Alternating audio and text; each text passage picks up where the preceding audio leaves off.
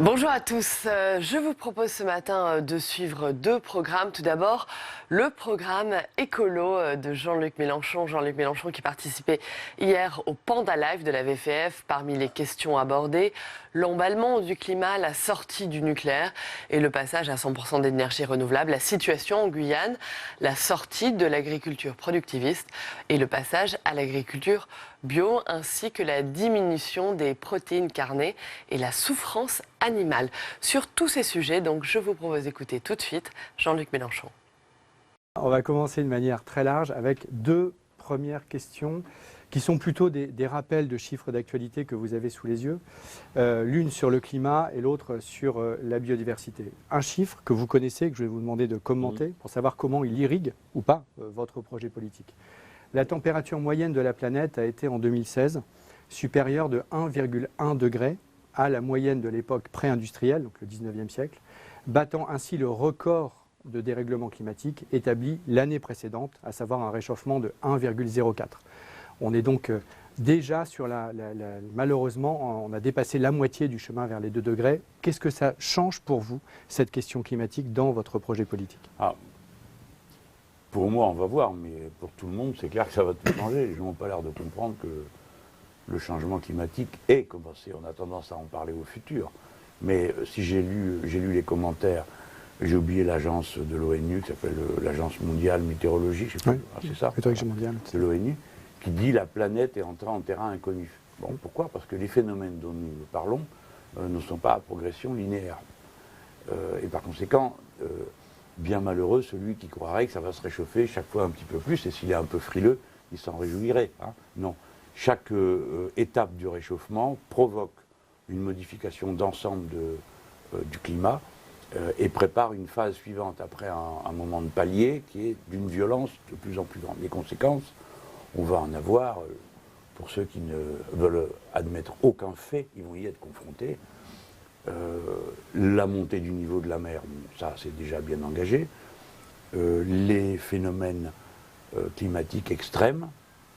Alors nous les Français, on est à la fois concernés par le nombre des terres françaises qui sont dans les océans, qui sont des îles, mais également en métropole. Je voudrais rappeler qu'en 1999, des creux de 7 mètres et un vent de 140 km/h, s'il n'y avait pas eu un ingénieur pour se dire cette histoire-là va mal tourner, je coupe la centrale du Blayais, près de Bordeaux, nous avions droit à un incident nucléaire de première grandeur à 50 km d'une capitale régionale.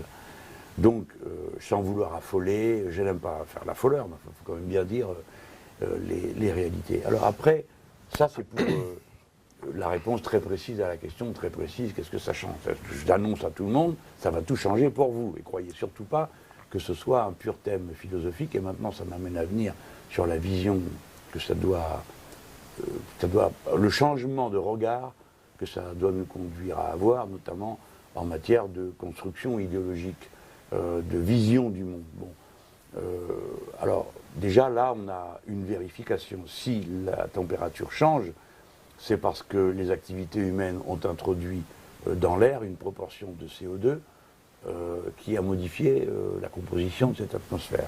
Donc, l'être humain est un facteur de modification de la réalité physique de la planète.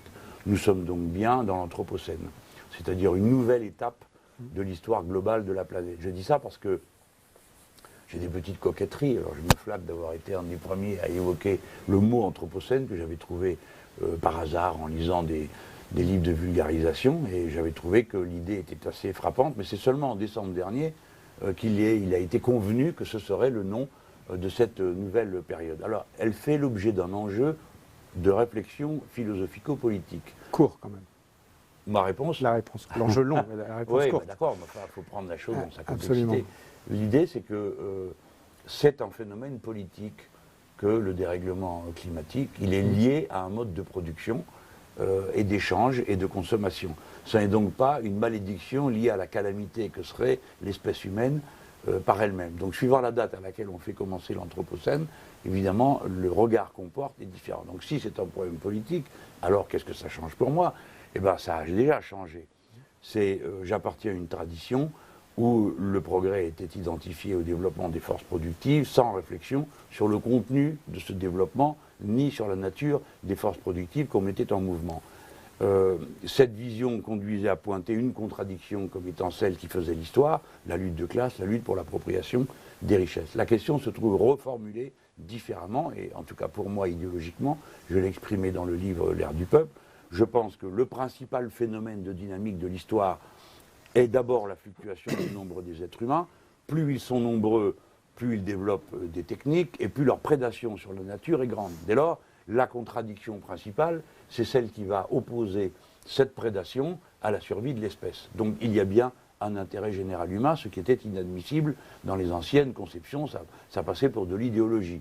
Clairement, cet intérêt général humain s'oppose aux intérêts particuliers du productivisme. Alors, nous, comment on peut faire atterrir tout ça sur un concept politique, opérationnel? C'est ce que, avec d'autres, et après d'autres, j'ai appelé la règle verte, qui est un concept qui est d'abord né dans le mouvement écologiste et pas dans le mouvement socialiste auquel j'appartenais à l'époque. Cette règle verte qu'on opposait à la règle d'or, la règle d'or de l'économie budgétaire et blablabla, tout ça.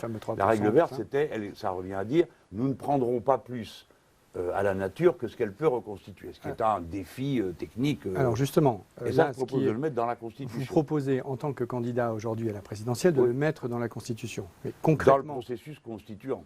Concrètement, demain vous êtes président de la République.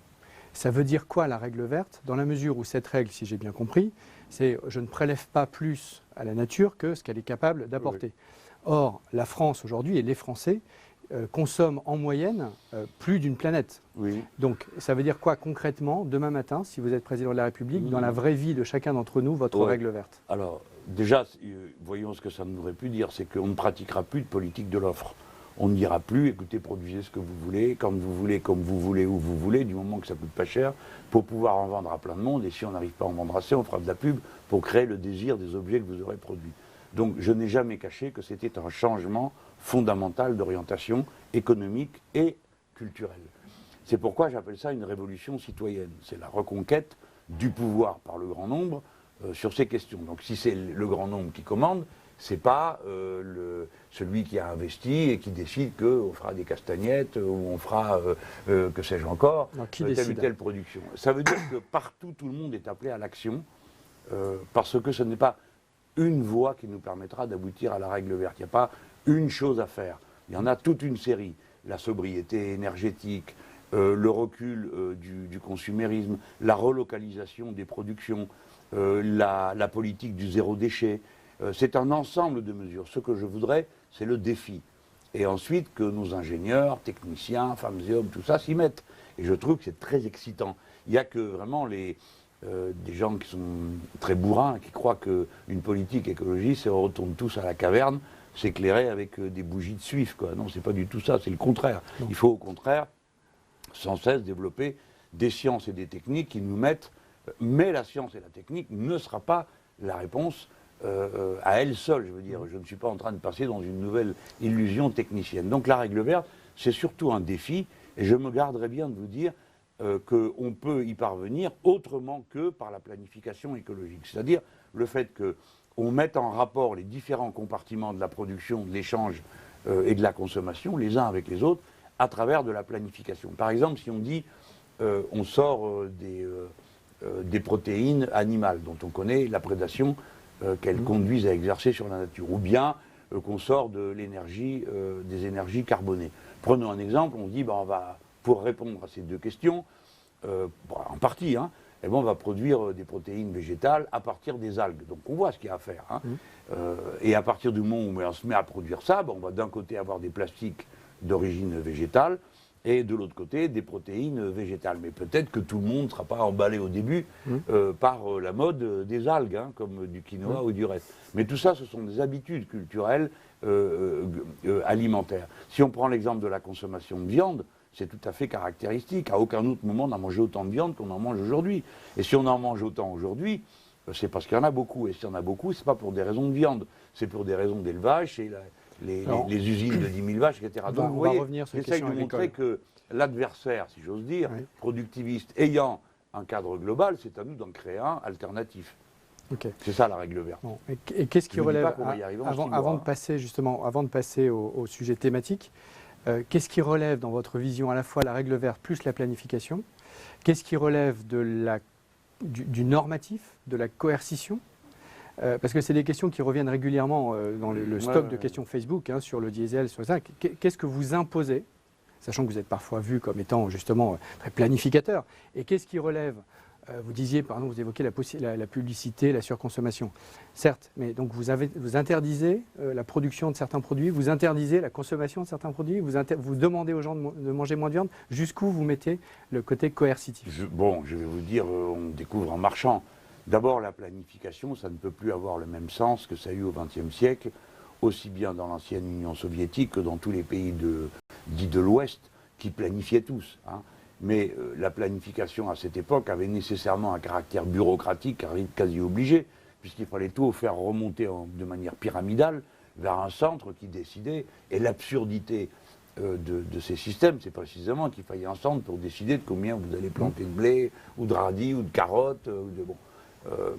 Maintenant, il suffit de se référer au fonctionnement des plateformes pour se rendre compte que la plus grande souplesse est possible, sans que ce soit jamais un obstacle à la cohésion d'ensemble. Bon, moi je le vérifie en politique avec une plateforme. Jamais personne n'aurait cru, y compris parmi mes proches, qu'une plateforme était capable de régler les 9/10 des problèmes qui produisent de la bureaucratie en politique.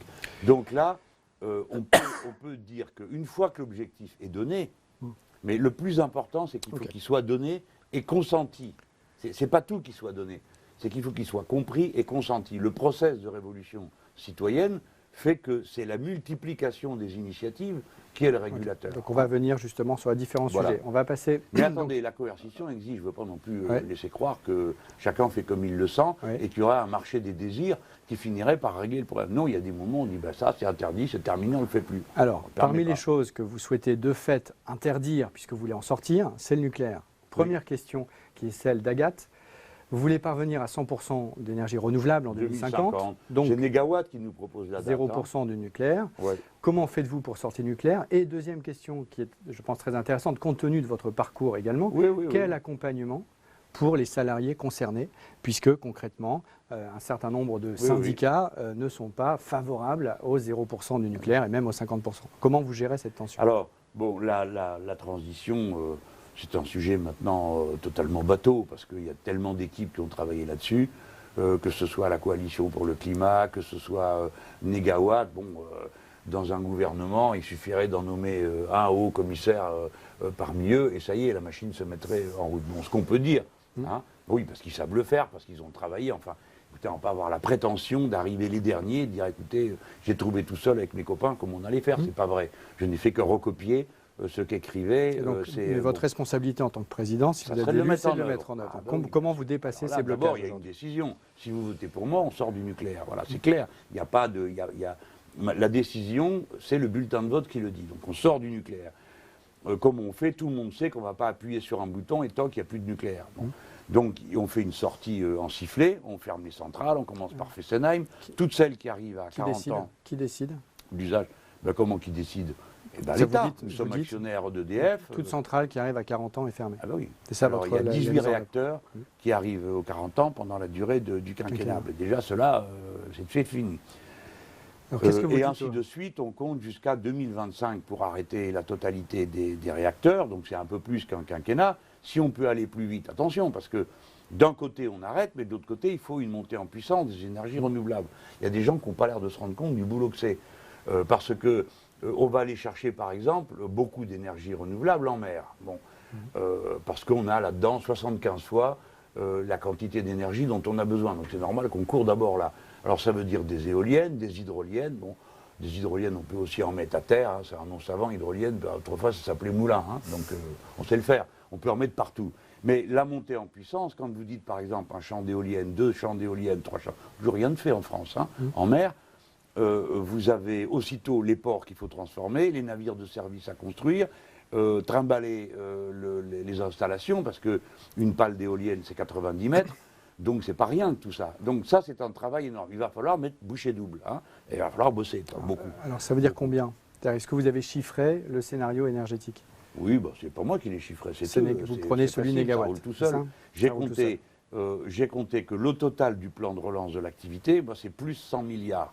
Bon, alors les autres, ils sont pour enlever 100 milliards, moi je suis pour rajouter 100 milliards. Et dessus, 50 milliards à la transition énergétique et la marche vers les 100% renouvelables. Mais je vais redire quelque chose qui va vous surprendre, c'est que c'est pas facile à dépenser 100 milliards et c'est pas facile à dépenser 50 milliards. On ne fait pas de l'argent hélicoptère, hein. On ne va pas jeter les billets sur les gens, nous emballer et consommer. Non, il faut un temps pour mettre en place les machines, il va falloir un peu tordre quelques bras. Hein. Peut-être qu'il n'y aura pas les mêmes délais, qu'on devra changer la loi sur les marchés publics. Moi, je ne suis pas d'accord pour qu'il faille 5 ans pour construire un lycée. Alors imaginez-vous, si c'est pour construire une éolienne. Justement, revenons au bras qu'il faudrait tordre. Il y a une question de Pierre. Le personnel. Exactement, c'est la même question de Pierre que j'anticipais tout à l'heure. La majorité des syndicats, je vous laisse la dire. Oui, s'oppose à la fermeture de Fessenheim. Concrètement, qu'est-ce que vous dites à ces militants?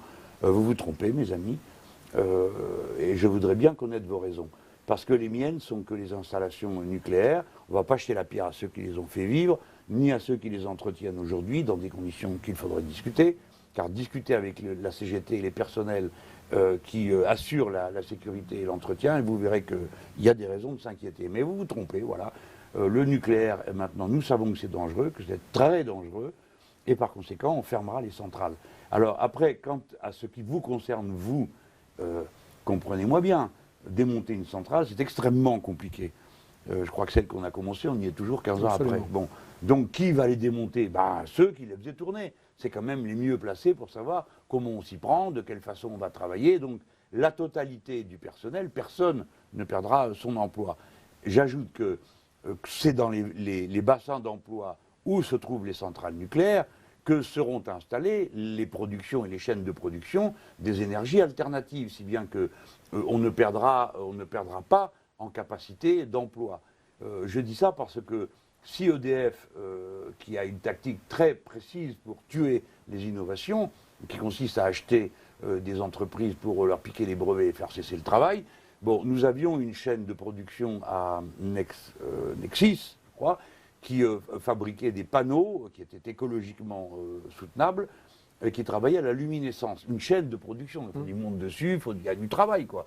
La France coule chaque année, sur chaque année, 1000 de mètres carrés de vitres et de façades. Donc il n'y a même pas besoin de faire un décret pour y obliger, il n'y a qu'à dire tout mètre carré de verre sur des façades sera forcément luminescent. Et donc ça y est, c'est parti, on aura des milliers de gens à mettre au travail. Mais je redis aux gens, vous vous trompez et je vous souhaite que jamais nous n'ayons à nous mordre les doigts de ça. Mais prenez compte du fait que si nous avons un accident, ce qu'on ne peut pas souhaiter, franchement, la catastrophe est absolument incommensurable. Incommensurable.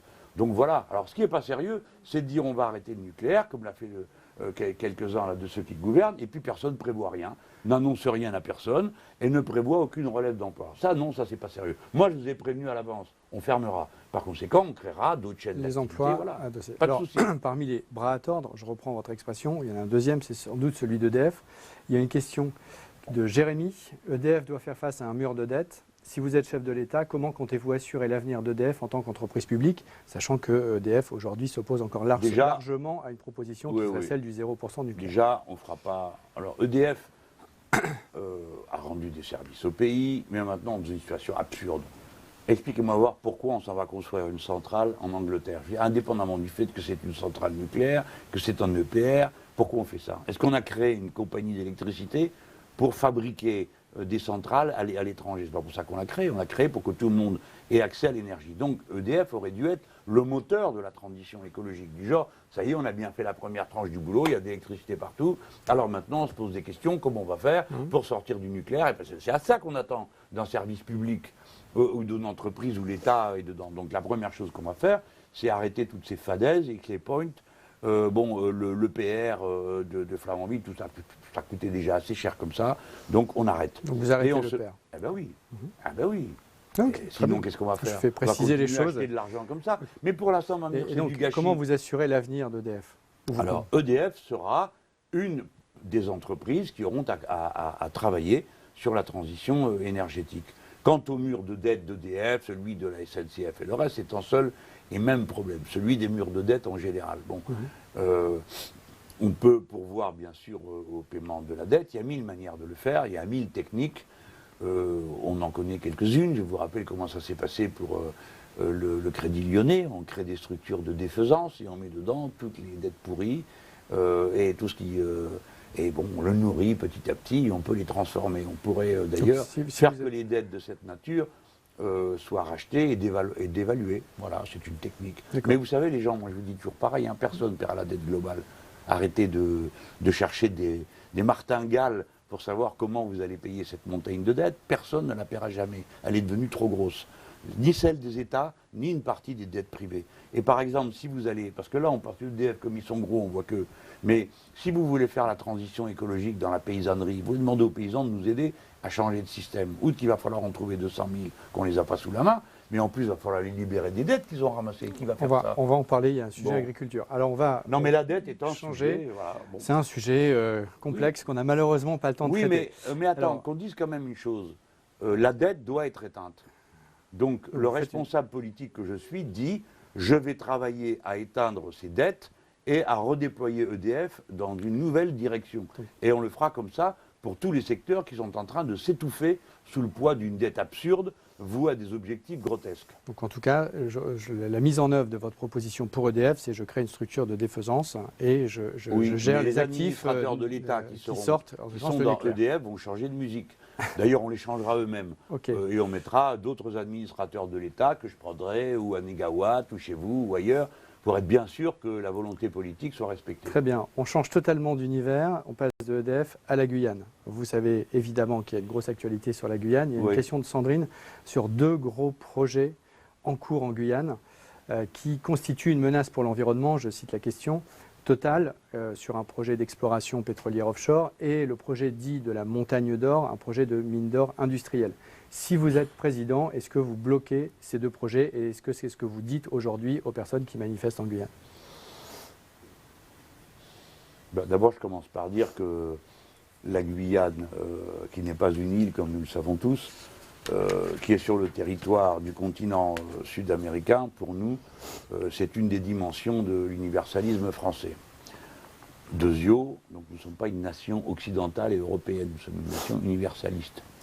Deuxièmement, c'est l'occasion, je ne veux pas que ça soit l'occasion ratée, parce que dans la Guyane, il y a quelque chose de magique, c'est le nouveau monde, et c'est encore un monde neuf, même si on y tire des fusées, qui est le centre de Kourou, qui est l'avant-garde de l'humanité quand même, hein.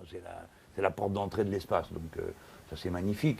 Mais on aurait en Guyane, on a la possibilité de faire vivre un monde entièrement neuf, avec des bâtiments éco-positifs, avec une agriculture qui soit réellement une agriculture bio, qui nourrisse la population locale, donc avec un plan d'autonomie alimentaire, un plan de souveraineté énergétique. Au lieu de tout ça, qu'est-ce qu'on fait?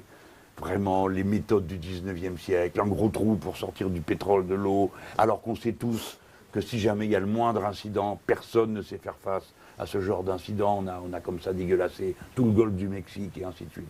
Donc bien sûr qu'il faut arrêter tout ça. Quant à la mine d'or, que ceux qui ont donné l'autorisation se mordent les doigts et qu'on donne leur nom, c'est absurde. C'est vraiment Vous avez un nom à donner? Vous avez un nom à donner? Je crois qu'il y a eu des ministres qui ont été... non, pas des ministres, tiens. Du personnel de l'Élysée, mais mon cher, ça a été vos collègues, alors je ne voudrais pas me fâcher avec vous. Ce n'est pas ce titre-là que je suis là. C'est bien, c'est bien. Non, puis à tout pécheur miséricorde. Hein, bon.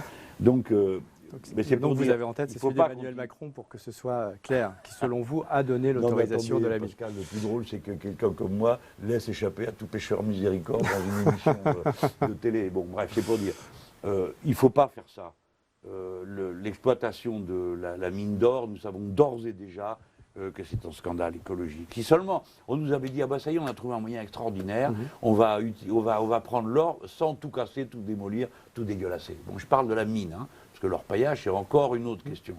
Et évidemment que quand on combine la cupidité, l'appât du gain, le trésor présenté à tout le monde, d'un côté, de l'autre côté, l'État qui s'effondre, parce que comme ils sont loin, l'État s'est dit, bah, très bien, ils avaient l'habitude de rien avoir, on va leur enlever encore un peu. Hein. Eh bien, on a une société qui s'écroule, et c'est ça qui arrive à la Guyane. Donc c'est la violence partout. Et c'est contre ça qu'ils protestent. C'est une violence économique, sociale, sanitaire, dans tous les domaines. Mais le cœur de l'affaire, le cœur de la pourriture, c'est le règne aveugle de l'argent. Voilà. Alors, par exemple, vous voyez sur le pétrole, pour une collectivité locale, pour arriver le pétrole, c'est la bonne chose parce que vous avez des royalties. Eh bien non, les amis, vous vous trompez. C'est pas comme ça qu'il faut faire. Bon, donc, vous êtes président, il n'y a ni plateforme offshore Total, ni Montagne d'Or en Guyane. Oui, ça me fait 2,5 de plus, là, grâce à vous. Et alors, j'ai vu qu'ils ont le bras long, ces gens-là. Hein. Il se trouve qu'il y a une question d'Erwan qui fait référence, puisqu'on parlait d'Emmanuel Macron, à ce qu'il a dit ici, à votre place, pendant son Panda Live, qui était qu'il était favorable à l'interdiction de l'exploration et de l'exploitation des hydrocarbures sur l'ensemble du territoire français, terrestre et marin, et donc de fait aussi en Guyane sur cette plateforme. Il a dit ça ? Il a dit ça. C'est bien. Voilà. Et donc, est-ce que vous êtes d'accord avec lui ? Avec les choses sensées, oui, j'ai pas de problème. Je ne suis pas dans cette attitude intellectuelle insupportable. Si c'est machin qui le dit, comme c'est machin, je ne m'occupe pas de ce qu'il a dit. Non, ça c'est les sophistes, on les combat depuis le 5e siècle avant notre ère. Mais il faut dire ça, c'est une chose. Après, il faut être, constructif. C'est-à-dire, si on dit qu'on n'exploitera pas, alors on dit qu'on va mettre en place les énergies renouvelables avec une énergie nous-mêmes terrible, parce que c'est pas rien de se passer de ça. C'est pas rien. C'est pas juste pour faire plaisir à une émission de télé où on dit oui, allez, on supprime tout, on arrête tout et tout. Donc oui, alors vous êtes d'accord, les gars, il faut passer à autre chose. Très bien, comment vous faites ? Où vous trouvez l'argent ? Donc il faut les 100 milliards dont je parle tout à l'heure. Ça vous fera au moins un point commun avec Emmanuel Macron. Oui, il y en a d'autres. Il a 2 bras, moi aussi, 2 yeux. Si, il y a beaucoup de points communs. On poursuit ce Panda Live avec Jean-Luc Mélenchon. Oui. On va maintenant passer à des questions sur la santé et l'agriculture, 2 sujets que vous portez beaucoup dans cette campagne. Question de Sarah. La pollution de l'air tue 48 000 personnes par an. Vous avez dit que vous souhaitiez une sortie progressive du diesel. Qu'est-ce que ça veut dire concrètement ? Est-ce que je ne pourrai plus acheter de voiture diesel ou rouler avec mon véhicule diesel ? À quelle échéance ? Parce que la sortie du diesel, effectivement, ça peut tout dire et ne rien dire. Donc concrètement, qu'est-ce que vous avez en tête ? Elle me dit qu'est-ce que ça veut dire concrètement ? Mais qu'est-ce que ça veut dire concrètement de me demander si on va le faire ou pas, parce que la ligne du dessus, il est écrit que ça tue 48 000 personnes. Donc on a une première option, c'est s'en foutre. Et considérer qu'on peut encore en tuer 48 000. Je ne préjuge pas de la... Voilà. Mais la question, c'est si on le fait vraiment en référence à ce que vous disiez. C'est une manière de réfléchir. Moi, je pars toujours comme ça. Je dis, le prix du malheur, c'est combien ? Parce qu'après, il y a plein de gens qui demandent combien ça coûte. Oui, mais pas le faire, ça coûte combien ? D'accord ? Ça coûte 48 000 personnes qui nous manquent. Bon. Et je ne vais pas entrer dans des comptes sordides, mais elle nous manque beaucoup, de toutes les manières possibles. Qu'est-ce que ça veut dire ? Est-ce que je ne pourrais plus acheter de véhicules diesel ? Ben non, en effet. Parce que si on veut sortir du diesel, il faut arrêter de produire des véhicules diesel. Donc on va discuter avec l'industrie automobile pour leur dire, écoutez les gars, c'est fini. Trouvez autre chose, il y a autre chose. Hein. Donc on va passer à autre chose. Deuxièmement, est-ce que je vais vous empêcher de rouler avec mon véhicule diesel ? Bah oui. Au bout d'un certain temps, vous n'aurez plus le droit de rouler avec vos... Mais on va donc vous aider. Il y a des sous pour ça. La niche fiscale sur le diesel, c'est 6 milliards. Donc ça va, il y a de quoi prendre les choses tranquillement. On peut se donner un horizon. J'ai vu qu'il y avait des dates qui tournaient. Pourquoi pas ? On dit 2025. Eh bien, va pour 2025. Mais après, il faut un planificateur.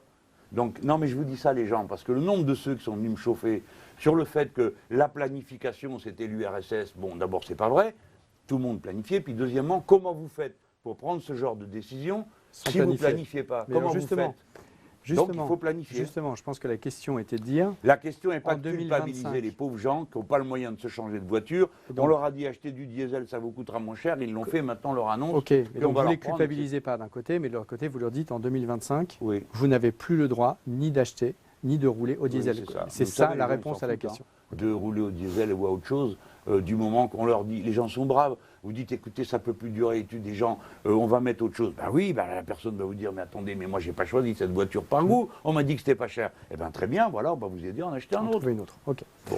Et puis peut-être qu'on aura au cours d'ici à 2025, j'espère aussi qu'on aura fait des progrès dans d'autres domaines de la production automobile, parce que jamais personne ne se passera de la liberté de se déplacer. Hein. On ne va pas dire alors on va interdire toutes les automobiles pendant qu'on y est. J'ai entendu ça. Moi je ne suis pas d'accord avec ça. Mais d'autres véhicules seront là. et on fera de manière responsable. J'entends tout le monde faire des sauts de cabri et dire les véhicules électriques, très bien, vous êtes au courant que pour 1 million de voitures électriques, il vous faut une centrale nucléaire de plus. Donc vous ne réglez pas le problème des voitures. Si vous ne réglez pas le problème de la production énergétique, vous devez planifier. Ok. Première question sur l'agriculture de Myriam. Benoît Hamon et Emmanuel Macron veulent un Grenelle de l'alimentation. Êtes-vous pour aussi? Pourquoi pas? Si c'est le bout par lequel Alors, prendre.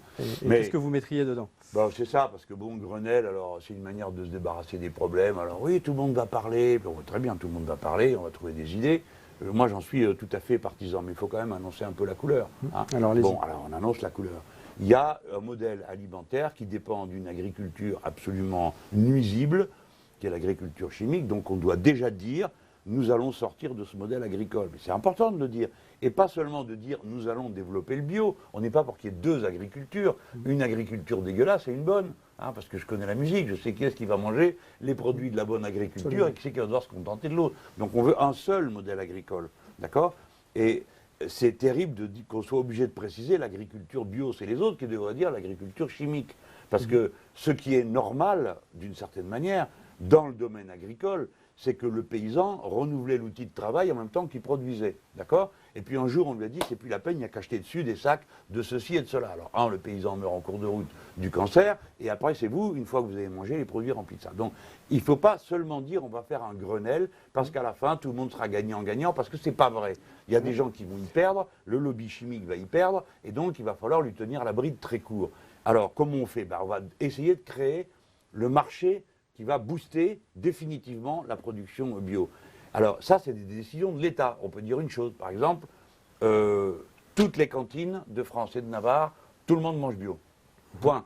Donc, pour manger bio, forcément, vous relocalisez la production agricole. Et vous créez la pente en même temps que le marché pour les productions vivrières. Ben oui, parce que sinon, ça ne veut rien dire. Sinon, c'est importé. C'est le cas aujourd'hui. Bah oui, alors à quoi précisément. ça sert? Voilà. Et puis on reprend le problème par un autre bout. Du coup, justement, le donc, modèle bravo agricole... pour les Grenelles, mais les décisions, c'est encore mieux. Une des grandes décisions du futur président de la République, ce sera la réforme de la PAC, la politique agricole commune, 9 milliards d'euros par an.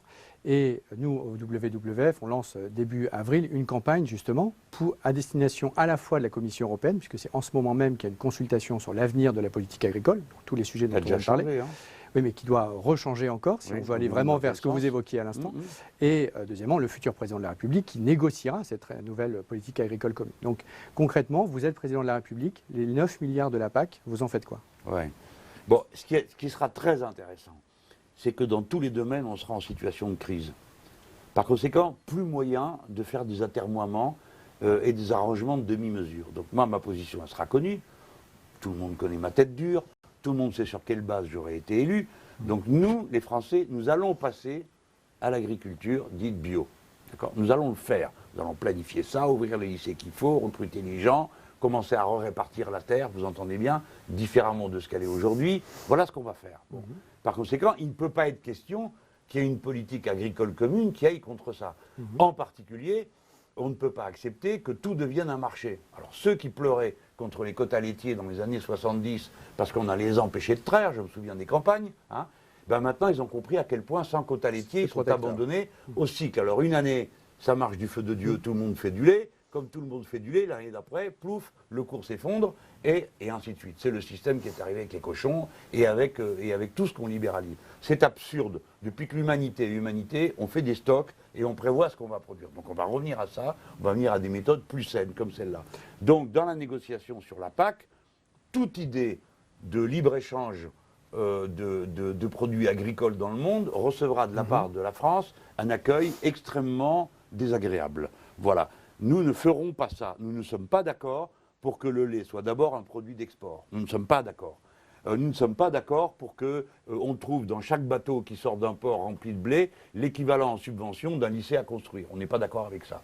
Et donc les subventions doivent venir pour encourager exclusivement l'agriculture qu'on appelle nous paysanne et écologique, on va dire paysanne. Hein. Donc les 9 milliards sont remis sur le modèle agricole. Ah ben oui, les autres font ce qu'ils veulent, mais leurs produits ne rentreront pas en France. Oui, mais même, il n'y a pas que des agriculteurs bio en France, me semble-t-il. Non, mais attendez, les agriculteurs en France, ils auront beaucoup de travail. Je ne sais pas si on va trouver le monde pour le faire. Je vous ai dit, le plan d'agriculture écologique et paysanne, c'est plus de 200 000 paysans. Il va falloir les trouver. On me dit il y a des jeunes, peut-être bien, mais je ne vois pas qu'il y en ait plus de 100 000. Donc il va falloir en trouver 100 000 autres. Vous n'avez pas proposé à ces 100 000-là d'aller mener la vie extrêmement dure de ceux qui sont aujourd'hui à la campagne. Par conséquent, il faudra tout changer. Je préfère le dire, parce que sinon, ce n'est pas honnête, c'est sur une parole verbale. Yaka, Faucon, l'agriculture bio, etc. Si vous n'êtes pas capable de résister et de commencer à dire tout produit agricole qui rentre et qui vient d'une exploitation de type ferme des 100 000 vaches à l'allemande, ne rentrera pas en France. Voilà, point. Ils peuvent toujours en faire ça, pour aller au bout du raisonnement, pour faire ça, il faut évidemment sortir de l'Union européenne. Non. Puisque vous cassez le marché unique européen, ce qui est mais non, parfaitement on peut légitime. aussi obtenir un marché unique agricole, avec des productions de qualité et un marché unique bio. Pourquoi les gens ne feraient que des cochonneries? Il n'y a personne qui demande à faire des horreurs. Dans l'hypothèse où vous avez toujours la ferme à 100 000 vaches en Allemagne, qui était celle que vous preniez au début. Ils finiront par les fermer. Donc l'étape d'après, c'est qu'effectivement, ils les ferment après. Mais attendez, Pascal. Non, mais attendez, il n'y a pas de problème. J'essaie de tirer, mais je perds c'est pas parce que c'est absolument des pas les Allemands autres pour qu'ils des aiment brutes. faire des fermes de 10 000 vaches. Enfin, si on dit, écoutez les gars, c'est complètement fou. C'est à ce que front vous renversé. faites. Comment à front renversé? Je plaisante. Non, mais sans blague. Ce que je dis là peut être entendu par une personne sensée. Pourquoi les gens le font-ils? Parce que ça leur rapporte des sous. Ouais. Si vous leur montrez qu'ils se rapportent des sous en travaillant autrement, ils font autrement. Ils n'ont pas une affection particulière pour aller ramasser les pets des vaches et pour faire du gaz méthane et du lait qui est pourri de produits qui rendent les gens malades et de viande d'abat qu'on fait manger aux gens. D'abat, je veux dire d'écarissage, une fois que la bête a terminé son cycle. Les gens comprennent que ça ne va pas. Les Allemands aussi le comprennent. Alors, on change. Pas du tout, j'essaie justement de modérer le vôtre. Pourquoi faire? Pour qu'il y ait un équilibre. Ensuite, une question qui n'a rien à voir, Jean-Luc Mélenchon, de Fabrice, que j'évoquais tout à l'heure au début de cet échange. Mon père est pêcheur à Boulogne-sur-Mer. Il y a de moins en moins de poissons, ce qui est factuellement vrai, et ce n'est pas facile économiquement parlant. Que lui proposez-vous? Quel est son avenir si vous êtes président? Déjà, je prends une précaution. Les droits de pêche ne seront pas transmissibles, accumulables d'un bateau à l'autre. Parce que si je fais ça, si je laisse faire ça, alors je dois reconnaître que le précédent ministre, le maire de Boulogne en plus, il a bien bossé.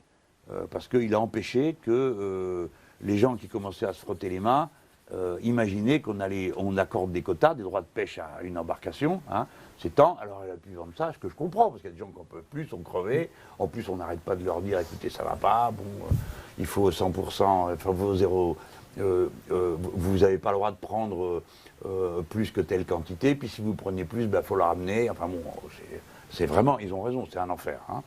Donc il faut faire plus d'aller-retour avec le bateau, ou alors il faut changer de bateau, mais ça demande des sous. Donc je comprends. Mais je sais qu'il y a des gens qui me disent, écoutez, laissez-nous vendre ça. Mais si je vous laisse vendre ça, qu'est-ce qui va se passer? Vous allez regrouper les droits de pêche sur des grosses unités, vous allez voir arriver les fonds de pension qu'on n'a rien à foutre, une semaine ils produisent des chaussettes, la semaine d'après ils s'en vont acheter un bateau, hein, et comme disait Isabelle Autissier, il vaut mieux qu'ils s'occupent des chaussettes, parce que quand les chaussettes ne les intéressent plus, on peut continuer à en faire. Tandis qu'une fois qu'ils ont mis dans la pêche et qu'il n'y a plus de poissons, il n'y en a plus pour personne. Donc il faut protéger déjà la méthode. Hein. À chaque embarcation, des quotas, et ils ne sont pas transmissibles. Sinon aux propriétaires, bien sûr, hein, de l'un à l'autre.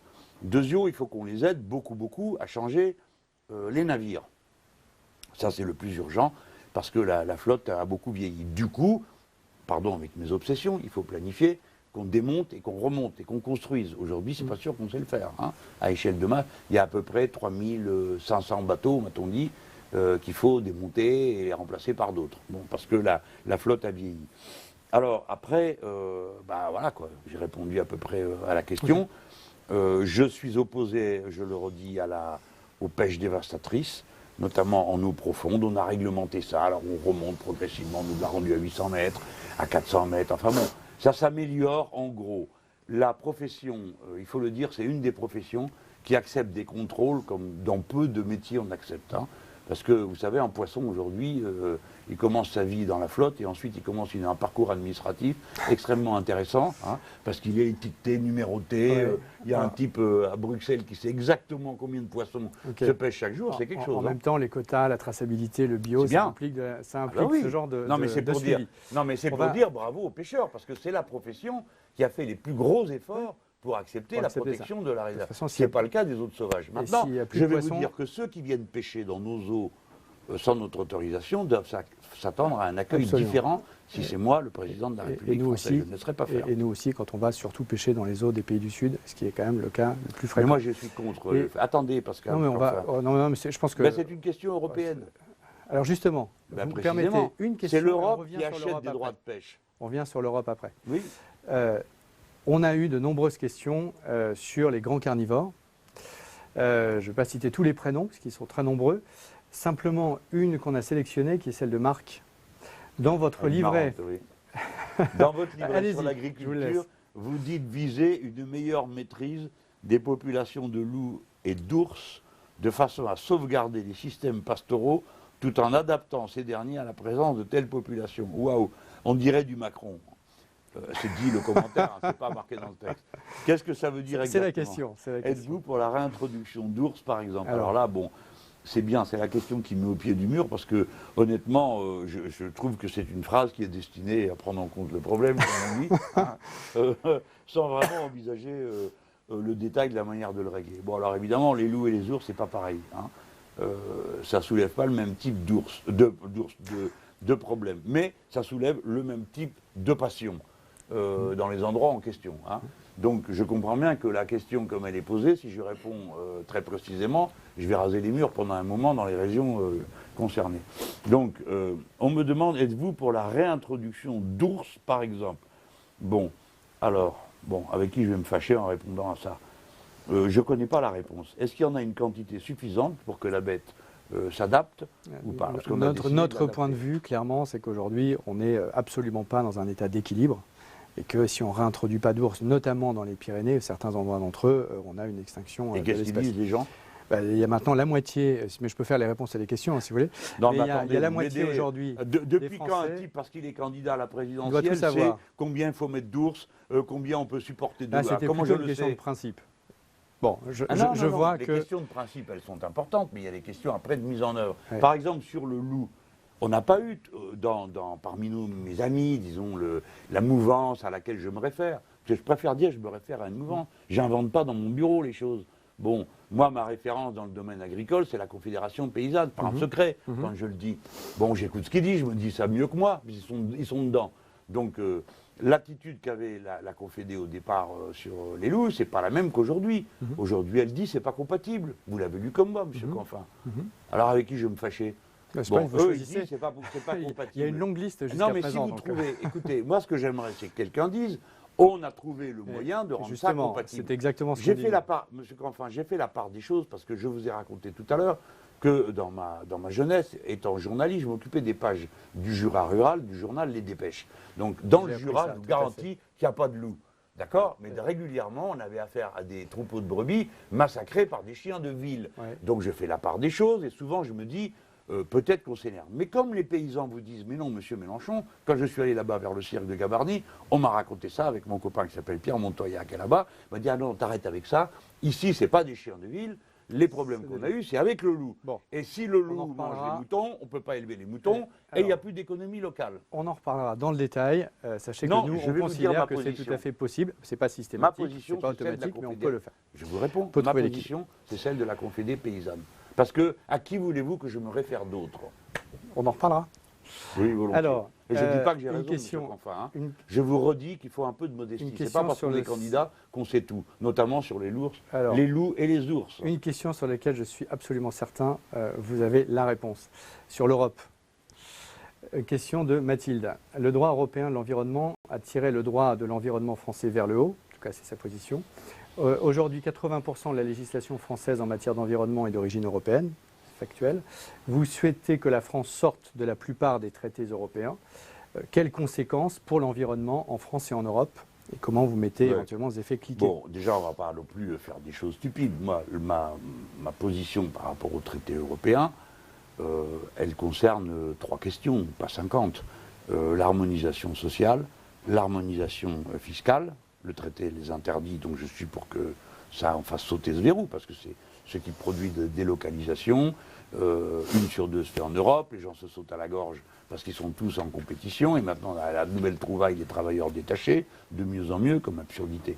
L'harmonisation fiscale, mais je mets au défi une seule personne qui nous écoute de dire que finalement non, c'est une bonne idée qu'il n'y en ait pas. Hein. Bon, alors en plus on se fait voler par le Luxembourg d'une manière honteuse.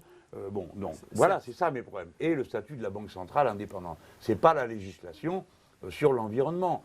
Et donc, quand la discussion qu'on va avoir, c'est le plan A, nous, on dit, les Français, nous ne voulons plus d'un certain nombre de choses. Nous en sortons, on dit qu'on ne voulait plus de rien, qu'on allait jeter par-dessus bord toute la législation environnementale, parce que, pardon, M. Canfin, mais cette législation, elle est française. C'est-à-dire qu'elle est rentrée dans le droit français. Absolument. Donc, notre problème... Maintenant, elle est française. Voilà, donc elle est française. Et ça, on discutera, nous, de nos affaires, et de savoir si ça nous convient, si on peut améliorer. Bon, si on invente une règle, vous savez, avec un cliquet, c'est-à-dire on ne pourra jamais faire moins que ce qu'il y avait dans la loi machin, et ainsi de suite. Ça, c'est pas très difficile pour nous. Donc, mon rejet des traités européens, il faut le mettre à sa place. C'est sur ces trois questions, statut de la Banque centrale, harmonisation sociale, harmonisation fiscale, et les politiques d'austérité, parce que sinon, je ne peux même pas commencer la planification écologique dont j'ai parlé tout à l'heure, si je ne peux pas trouver les 100 milliards qu'on m'interdit de les prendre. Si j'en reviens au sujet déjà large qui nous occupe aujourd'hui, même si les sujets que vous évoquez sont absolument décisifs, évidemment, vous dites, nous, par de contre, toute façon, on met un effet cliqué dans le droit français, qui est issu de l'environnement, évidemment, qui est issu de l'Europe. Alors, on va. Mais c'est peut-être à vous que je le demanderai, Pascal Canfin, on en de faire une à révision générale de tout le droit écologique de notre pays en me disant écoutez, M. Canfin, qu'est-ce qu'on garde, qu'est-ce qu'il faut revoir parce que vous le savez mieux que moi. Je suis sûr qu'on sera partant, parce qu'on est constructif. Je vais passer à la troisième et dernière partie de ce Panda Live avec Jean-Luc Mélenchon. Des questions plus personnelles, après avoir dressé le tableau dans de nombreux domaines. Première question à laquelle, évidemment, vous n'échappez pas, par Eric. On a beaucoup entendu parler de votre salade de quinoa à une certaine époque. C'était l'été dernier, je crois.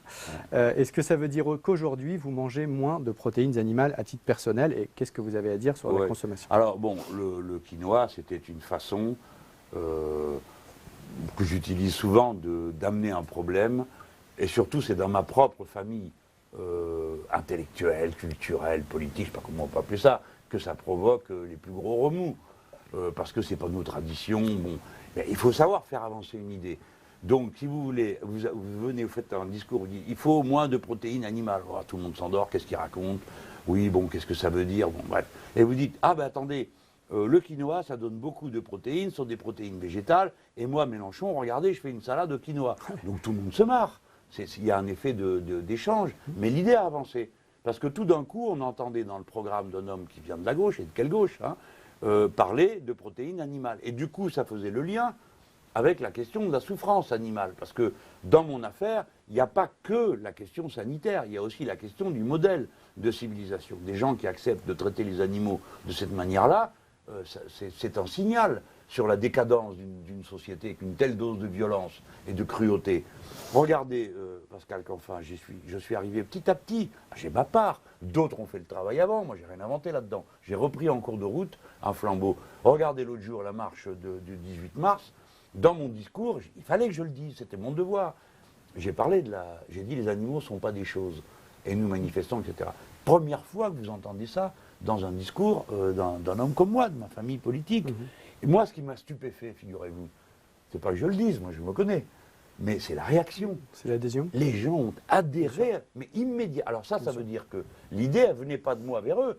C'était pas « Ah, formidable, qu'est-ce qu'ils viennent nous faire découvrir ?» C'est qu'eux le pensent. Et qu'il y a donc une conscience politique extrêmement profonde, qui a un contenu philosophique lui aussi très profond, en faveur de la lutte contre la souffrance animale, et tout ce que ça veut dire le modèle d'agriculture. Franchement, absolument. Pascal Canfin, je préfère venir sur les protéines animales par la salade de quinoa, et venir les animaux ne sont pas des choses.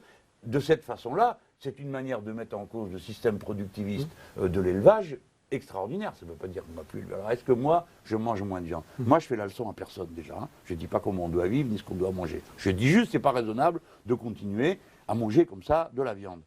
Et je suis devenu moins carnivore que je l'étais. Mais je ne suis pas parfait, je ne réclame aucune sainteté, mais autour de moi, je vois notamment dans mes jeunes collaborateurs, le nombre de ceux qui sont devenus végétariens va augmenter. Absolument. Mais pas moi, j'y suis pas encore arrivé. C'est un phénomène de société et je pense que c'est très bien qu'on mange moins de protéines animales.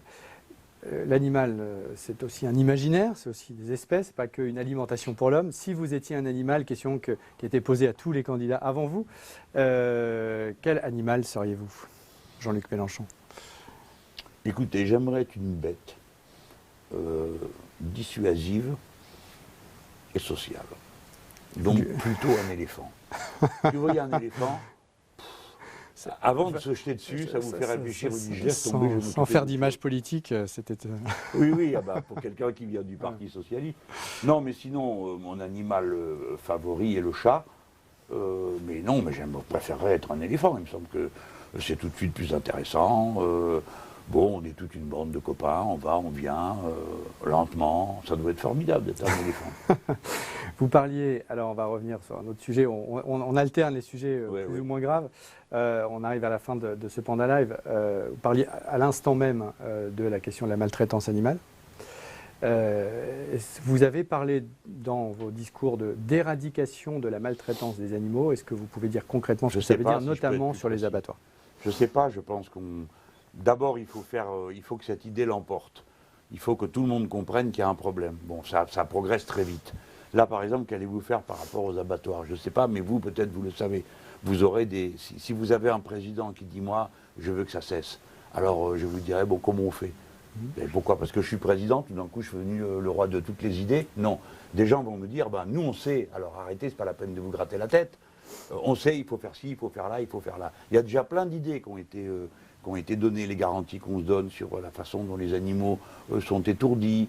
Bon, je suis sûr qu'il n'y a pas d'obligation à se comporter d'une manière indigne. Il n'y a pas d'obligation.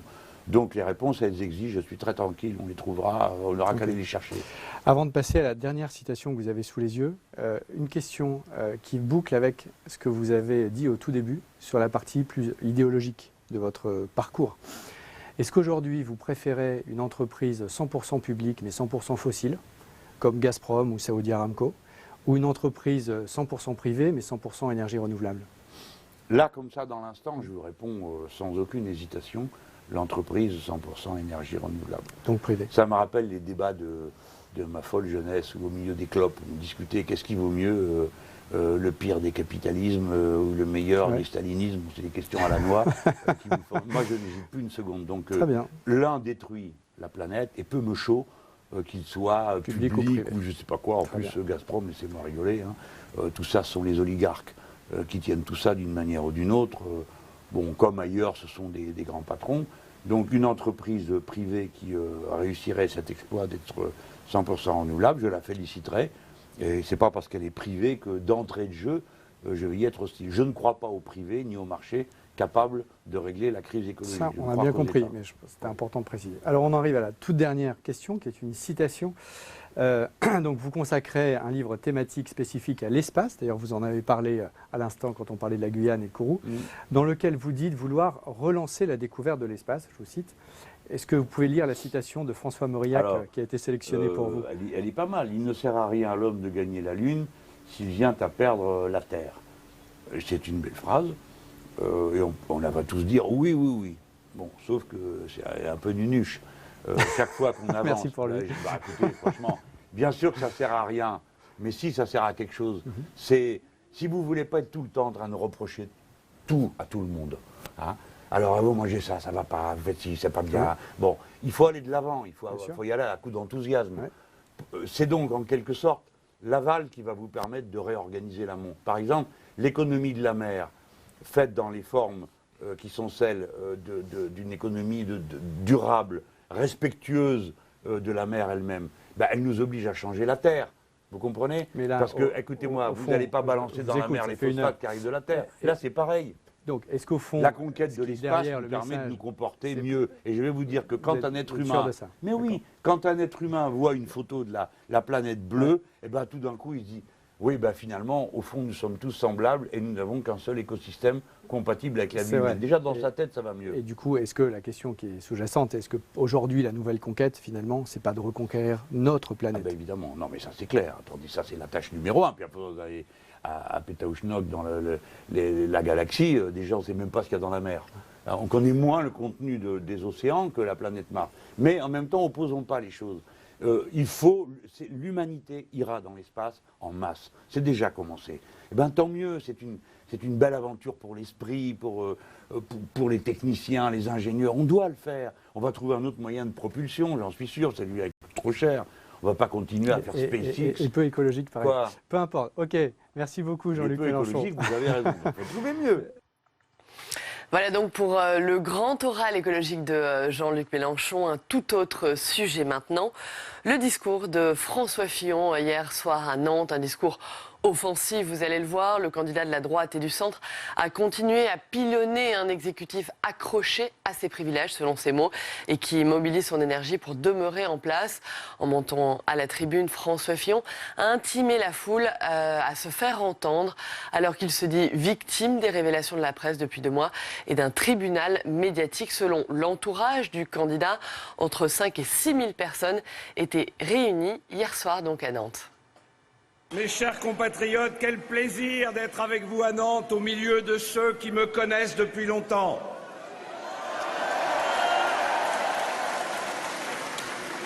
Plus de 5000 dans cette salle, d'autres qui n'ont pas pu rentrer. Je vous demande de faire monter une immense clameur, la clameur d'un peuple qui veut gagner cette élection et que cette clameur atteigne les salles de rédaction parisiennes.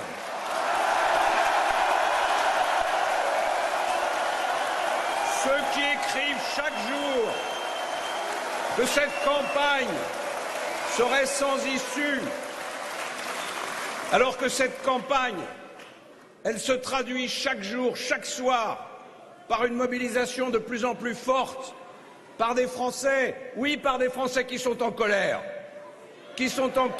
contre ceux qui veulent leur voler cette élection. Merci à tous les élus qui sont ici.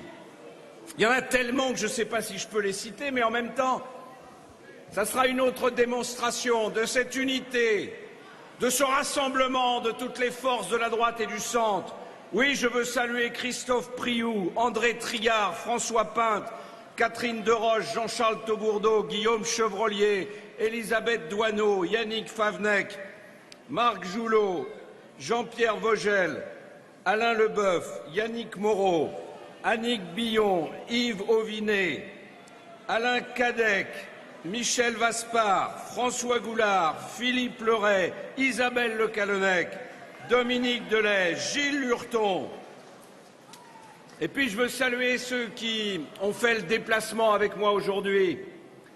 Je veux saluer Éric Ciotti, le député des Alpes-Maritimes.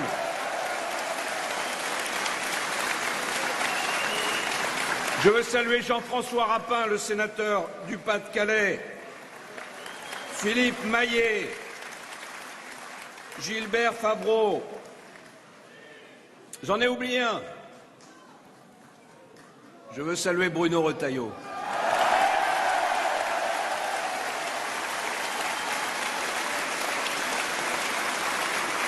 Je veux saluer Bruno pour son courage, pour son engagement, pour sa force, pour sa droiture. Je veux saluer un homme qui, pendant cette campagne, s'est non seulement révélé comme un formidable combattant, mais comme un homme d'État.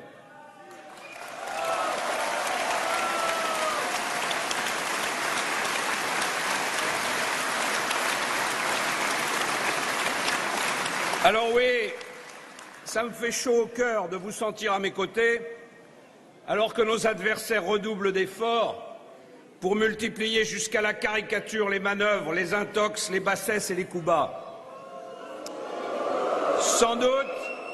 Sans doute espèrent-ils ainsi nous faire taire. Allez-vous les laisser faire? Allez-vous les laisser vous voler cette élection? Certainement pas. Ils nous veulent à genoux, eh bien nous sommes et nous serons toujours debout. Aucune intimidation ne fera plier notre volonté, alors que depuis plus de 2 mois, le plus incroyable système de dénigrement mis en place sous la Ve République tourne à plein rendement. En dépit de la situation économique, en dépit de la montée des périls extérieurs, et alors même que des attentats continuent de se perpétuer sur notre territoire. C'est bien d'ailleurs la seule chose qui les intéresse encore, qui parvient à les sortir de leur long sommeil. Car rien, oui rien, apparemment ne leur paraît plus important et plus urgent que de me briser et du même coup de briser votre légitime espérance dans une alternance franche et claire, en oubliant que vous êtes le peuple souverain et que vous seul êtes maître de vos choix.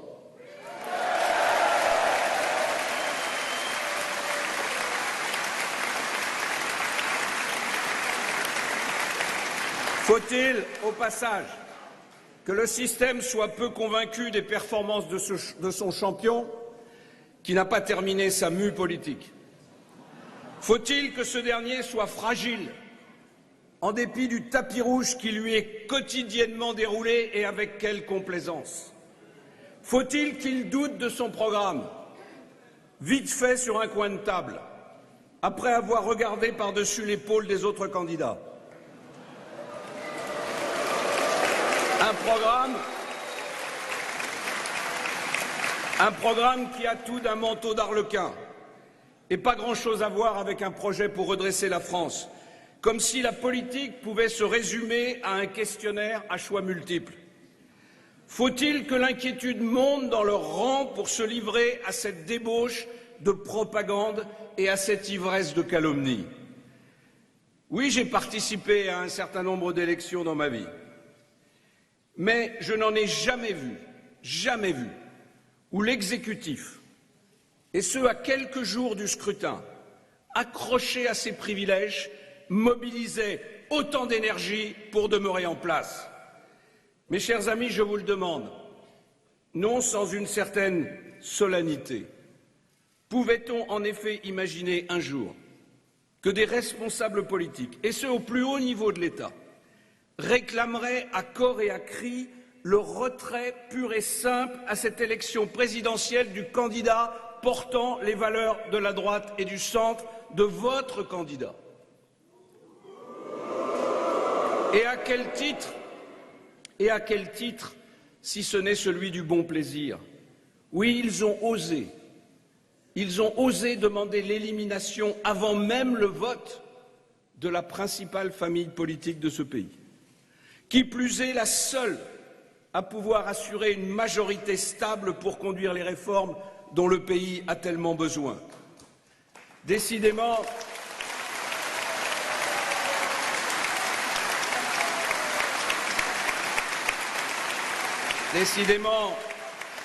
M. Hollande et son dauphin, M. Macron, ont une conception bien singulière de l'intérêt général. Quel culot, quelle extravagance! Pouvait-on imaginer pareille forfaiture, pareil manquement au respect de la démocratie il y a encore un an? Un tel mépris pour ces primaires, où se sont exprimés des millions de nos concitoyens.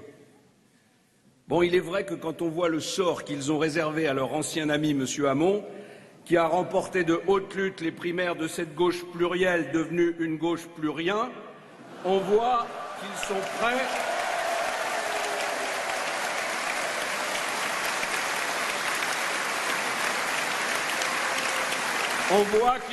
prêts à tout pour que d'une manière ou d'une autre, le fantôme de l'Élysée puisse jouer les prolongations.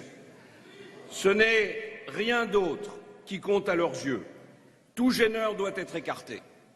Comme tant d'autres, comme le PS lui-même, qui a servi de marchepied au chef de l'État avant d'être repoussé d'un coup de talon.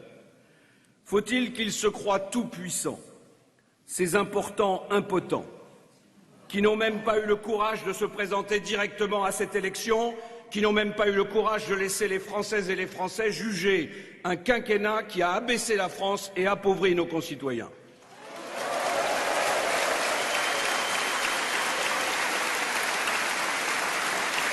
Il est vrai qu'ils connaissaient d'avance le verdict. Et on se demande jusqu'où ira leur audace. Peut-être jusqu'à mettre en pratique la fameuse boutade de Brecht. Parvenus à ce stade, ne serait-il pas plus simple pour eux de dissoudre carrément le peuple et d'en élire un autre?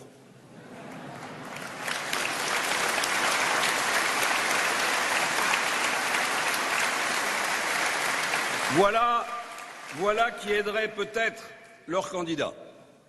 Mais ce serait une illusion de plus, car ce soir, quand j'entends et quand je vois votre force, votre détermination, je suis plus que jamais persuadé de la victoire que nous allons remporter ensemble.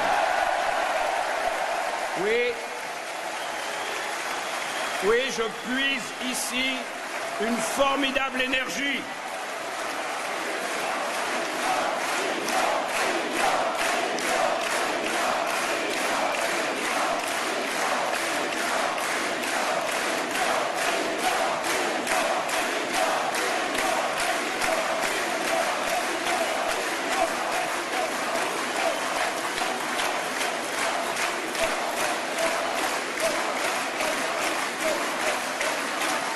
Oui, mes chers amis, je puise ici une formidable énergie.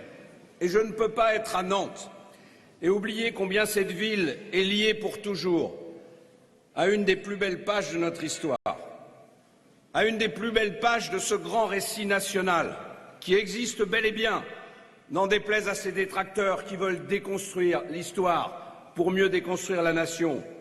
Je veux parler de l'édit de Nantes, symbole de la tolérance,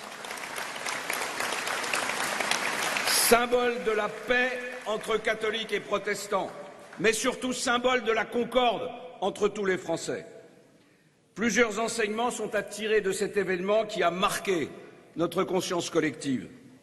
Le premier enseignement, c'est qu'il ne faut jamais laisser revenir le spectre des guerres de religion dans notre pays. Jamais.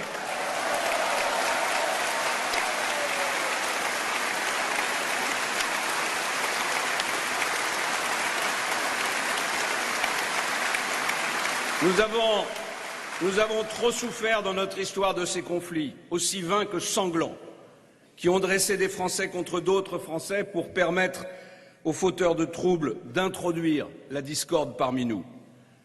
Alors oui, j'adresse un avertissement à tous ceux qui, pour des enjeux politiques dérisoires, veulent laisser sciemment s'installer ici une atmosphère de guerre civile, tout en niant attiser les braises de la dissension. Je leur dis, ils me trouveront sur leur chemin.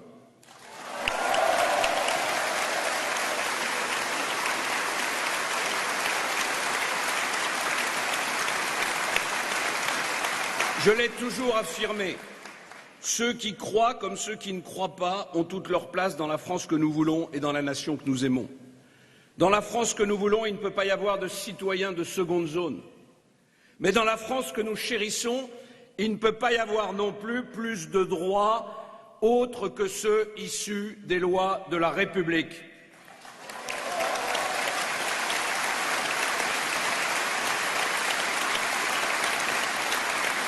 La laïcité, que certains s'empressent de vouloir recouvrir d'un adjectif qui dénature son sens véritable, n'est pas une religion. C'est un cadre qui délimite et qui garantit précisément cette vie en commun. Le second enseignement, c'est que ceux qui dirigent le destin de notre pays doivent précisément veiller à être les gardiens de cette vie en commun. Ils doivent se hisser au-dessus des intérêts partisans, au-dessus des lobbies, au-dessus des communautarismes, et ils doivent être les garants de cette précieuse unité nationale. Vous le savez, cet édit de Nantes, ce traité de tolérance, fut l'œuvre d'Henri IV, une des plus hautes et une des plus belles figures de notre histoire, qui, durant plus de 20 ans, guerroya contre les fanatismes de son temps et refusa la division de son royaume.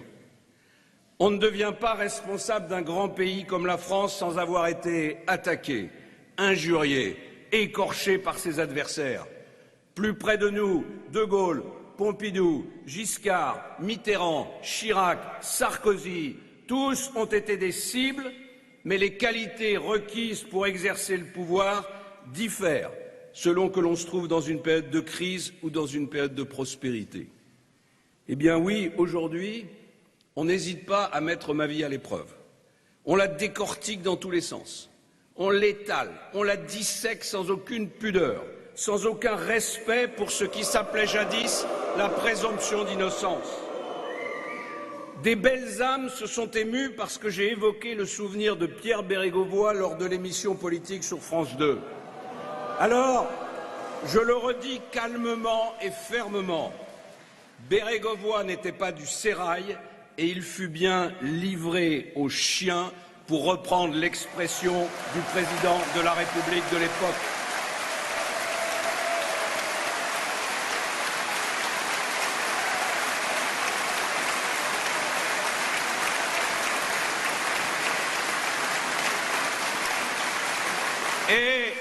Et parmi ceux qui s'émeuvent de cette référence, combien ont participé à l'époque à cette curée politique et médiatique? Alors aujourd'hui, je dis aux Français, ne me jugez pas d'après les actes d'accusation de ces nouveaux inquisiteurs, jugez-moi sur mon parcours.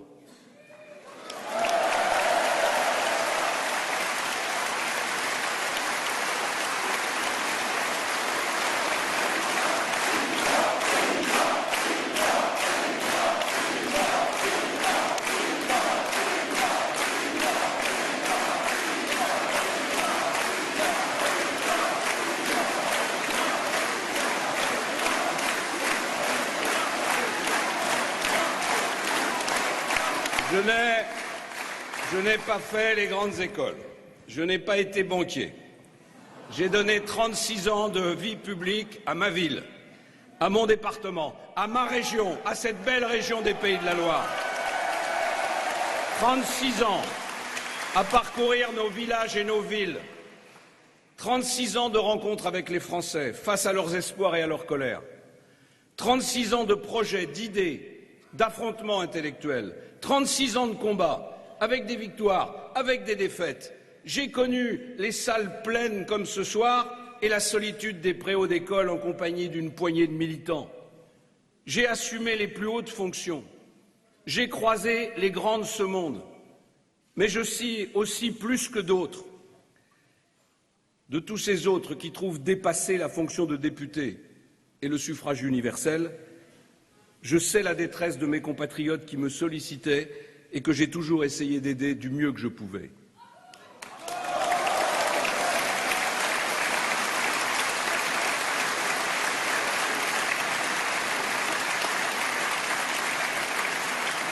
J'ai pu faire des erreurs, je le reconnais volontiers. Mais qui n'en a pas fait? Et ceux qui n'ont jamais fait d'erreur ne sont pas nécessairement les êtres les plus justes et les plus solides. L'histoire nous apprend que les peuples se plaignent rarement dans les temps difficiles d'un excès de courage, de clarté et de volonté.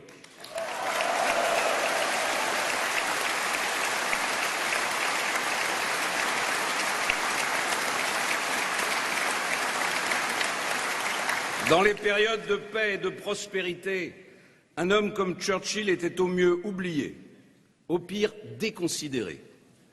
Or, comme nous le rappellent les attaques sur notre sol et l'attentat de Londres, frappant le premier Parlement dans l'histoire européenne, nous sommes entrés dans les temps sombres. Voilà pourquoi cette élection n'est pas une question de casting, comme on s'attache à vouloir vous le faire croire. Jugez-moi sur mon parcours et jugez-moi sur mon programme.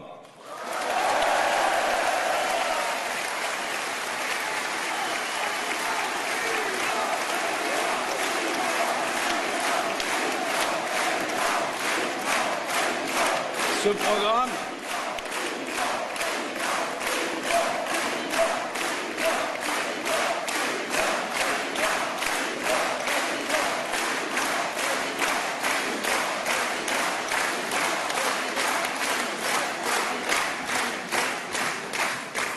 campagne terne sans enthousiasme, disait un grand journal du soir. Ce programme, il a été conçu avec vous. Et pas avec des notes de ces experts en antichambre, co-responsables de l'état de faillite dans lequel se trouve notre pays. Pendant 3 ans, j'ai sillonné la France à la rencontre de vos espoirs, de vos colères, de vos joies, de vos déceptions. J'en ai tiré une feuille de route avec une obligation en tête, faire enfin, convaincu qu'aucune réforme ne peut être menée à bien si l'on ne donne pas clairement le but à atteindre.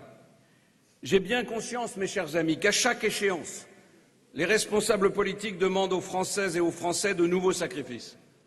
Et qu'en dépit de tous les efforts produits, ces derniers ont l'impression que cela n'avance jamais. Eh bien, la France a été victime depuis des décennies d'une double trahison. D'abord, celle provenant de tous ceux qui se sont servis de la dette publique pour masquer leur manque de courage. Et de l'autre,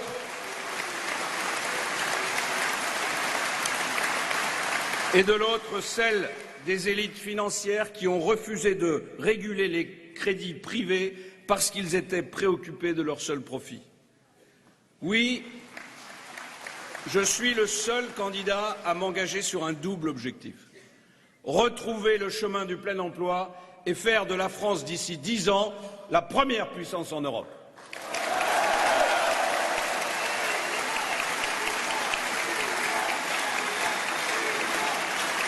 Mes amis, le chômage structurel qui mine notre pays est un sujet trop grave pour être abandonné aux joueurs de flûte et aux apprentis sorciers. Moi, je n'esquive pas, je ne louvoie pas, je propose une vraie transformation économique et sociale, rendue de plus en plus difficile par cette dette insoutenable que nous traînons comme un boulet. Je veux nous libérer des normes, des contrôles qui paralysent l'activité, qui tuent les initiatives, qui dissuadent l'investissement. La meilleure politique sociale, c'est celle qui donne du travail. C'est celle qui donne du travail à tous les Français. Et la seule politique qui donne du travail, c'est celle qui mise sur la liberté. Parce que la liberté n'est pas seulement moralement juste, elle est aussi économiquement efficace. C'est en libérant tout le potentiel de la créativité humaine que nous parviendrons à inventer, à innover, à nous dépasser. Nous n'avons aucune leçon à recevoir de nos amis américains. Et je veux rappeler sur ce point que le mot entrepreneur est un mot d'origine française. C'est cette liberté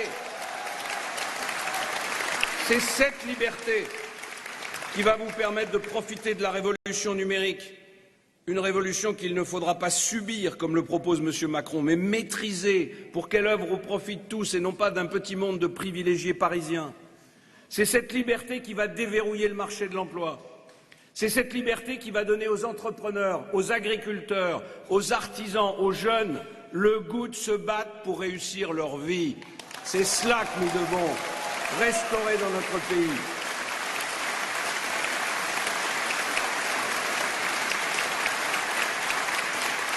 Je veux une France productive, une France réconciliée avec le travail, l'audace, la réussite. Je ferai tout pour gagner la bataille du plein emploi.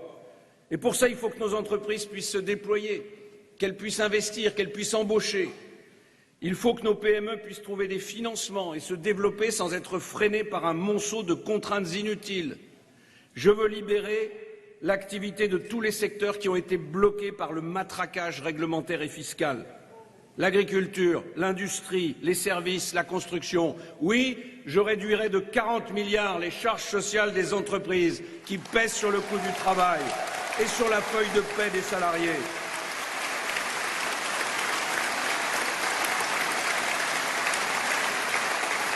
Je supprimerai définitivement les 35 heures avant d'éviter que s'installe un peu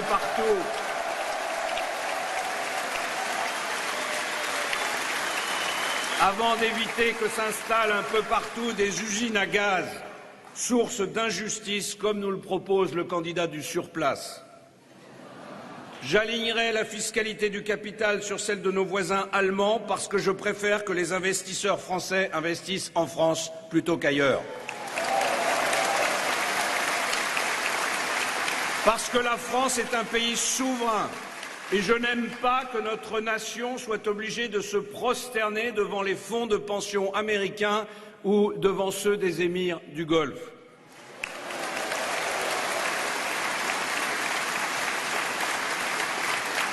Je veux réformer le RSI, non pas pour l'aligner sur le régime général comme le propose M. Macron, ce qui aurait pour conséquence d'augmenter de plus de 30% les charges des commerçants, des artisans et des indépendants. Non, je veux constituer une véritable caisse de protection des indépendants.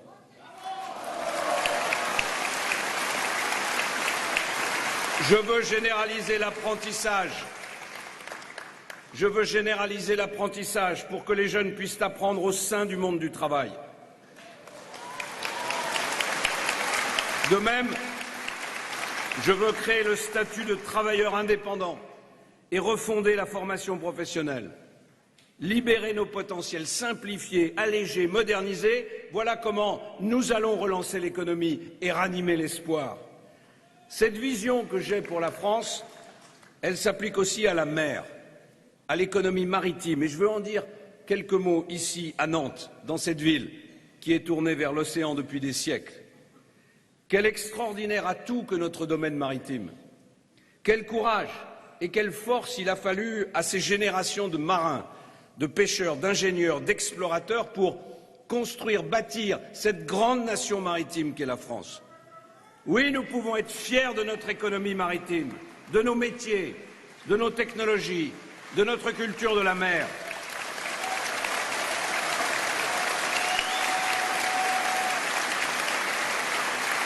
Cet héritage n'est pas un vestige du passé, c'est une réalité plus vivante que jamais. La France s'est aussi construite par la mer et son avenir passe aussi par la mer. L'économie de l'océan est en pleine croissance. Elle crée des emplois avec des activités dynamiques comme l'aquaculture marine, la transformation du poisson, la construction et la réparation navale. Elle connaît des mutations technologiques qui font émerger de nouvelles filières industrielles, des filières industrielles prometteuses en matière de ressources minérales marines, d'algoculture, de biotechnologie marine, d'éoliennes offshore. Eh bien, je veux faire de la France un leader de l'exploitation des ressources marines biologiques.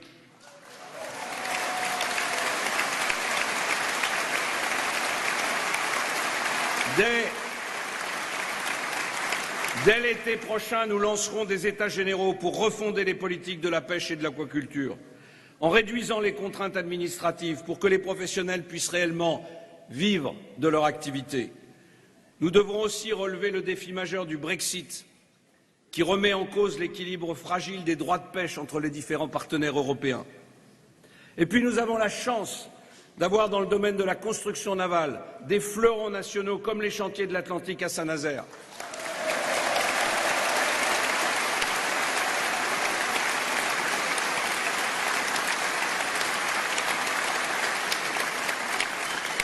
Je demande au gouvernement de trouver rapidement un accord qui permette de pérenniser les chantiers de l'Atlantique et qui permette de veiller à la localisation de l'activité ici, en France, à Saint-Nazaire, sur le territoire national.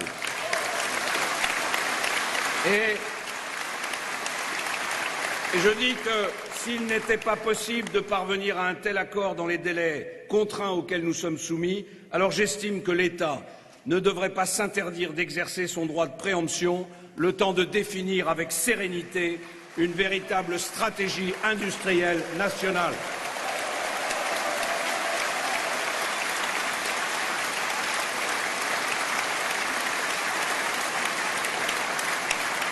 Ce gouvernement a aussi laissé s'accumuler un retard inacceptable en matière d'infrastructures portuaires. Il est temps de moderniser nos ports. Je veux leur donner une dimension plus commerciale, diversifier les trafics, mettre en place un véritable guichet unique portuaire, généraliser l'autoliquidation de la TVA, dématérialiser les procédures douanières, bref, tout le contraire de l'immobilisme des années Hollande.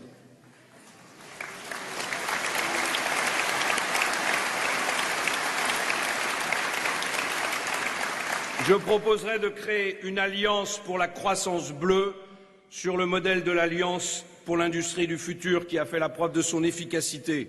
Elle construira avec l'État une stratégie pour l'économie maritime de notre pays et elle en assurera le déploiement pour que les choses progressent enfin. Mais nous devons aussi mieux protéger cet immense domaine maritime et les personnes qui en ont la charge. Je souhaite développer la recherche scientifique pour améliorer notre connaissance des milieux marins et leur infinie fragilité. Nous devons lutter de manière déterminée contre toutes les pollutions et mieux concilier l'économie maritime et l'environnement marin. Rappelons-nous toujours que nous dépendons de la santé des mers et de la santé des océans.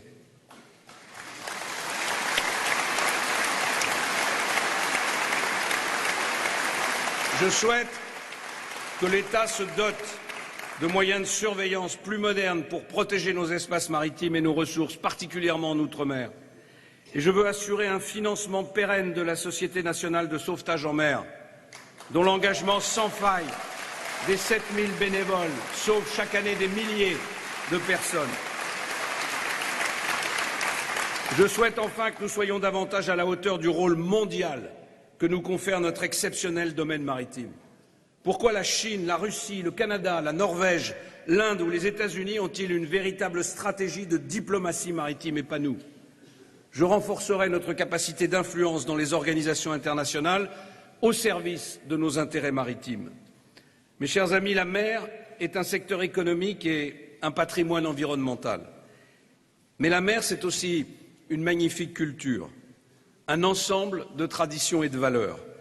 La mer, c'est un héritage symbolique et donc c'est le socle d'une communauté humaine.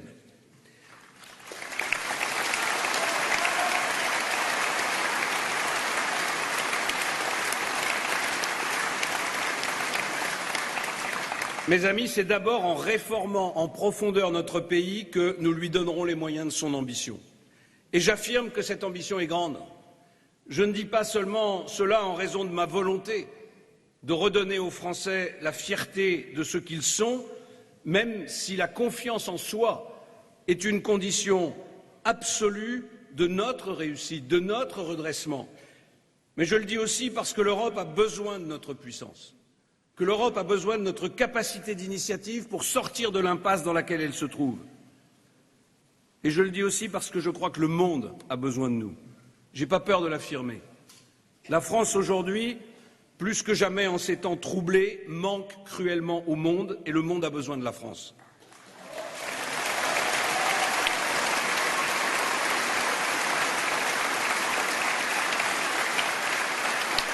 Oui, le monde a besoin de notre capacité à brandir au plus haut le flambeau de la liberté et à dissiper les ténèbres du fanatisme et de la barbarie. Le monde a besoin que nous soyons capables de montrer qu'il existe une autre voie possible qui nous permette d'échapper à cette forme de malédiction, à cet affrontement binaire entre le populisme démocratique des uns et le repli identitaire des autres. Ces derniers temps, il a été beaucoup question dans notre pays de l'identité. Je le comprends. Je ne sais pas si notre identité est heureuse ou malheureuse. Ce que je sais, en revanche, c'est qu'elle est menacée.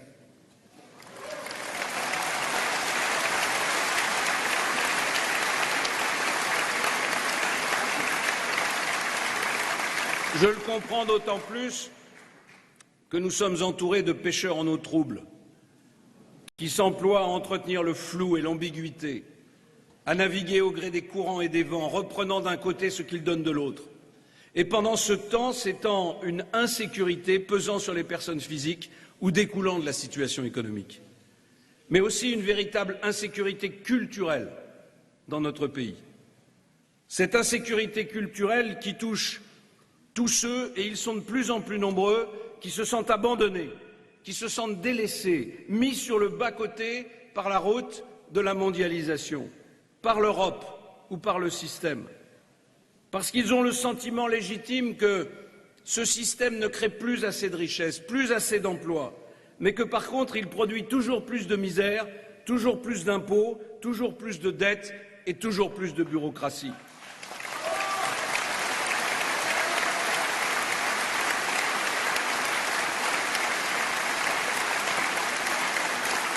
À toutes ces Françaises et à tous ces Français, je leur dis, nous allons redonner à la France un rang qui lui permettra de réorienter l'Europe, mais aussi de peser sur une scène internationale de plus en plus instable.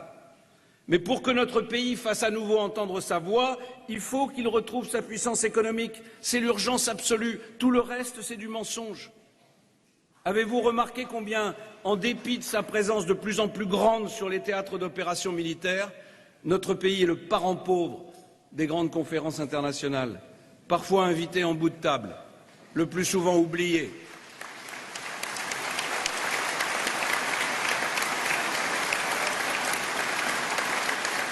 Je ne sais pas si M. Hollande a été un président normal, mais il a fait de notre pays une nation normale, c'est-à-dire excessivement moyenne.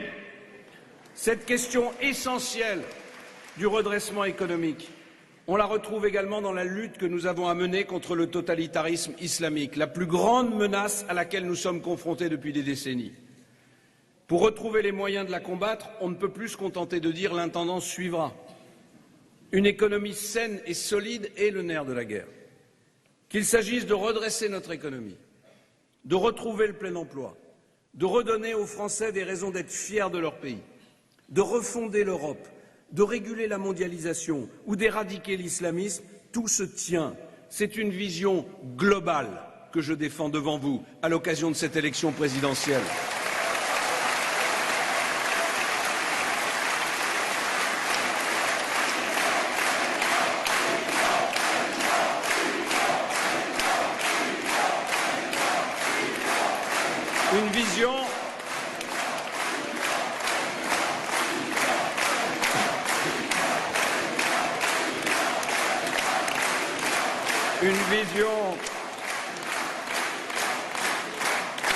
Une vision qui reprend au plus près la devise de la République. Liberté, égalité, fraternité.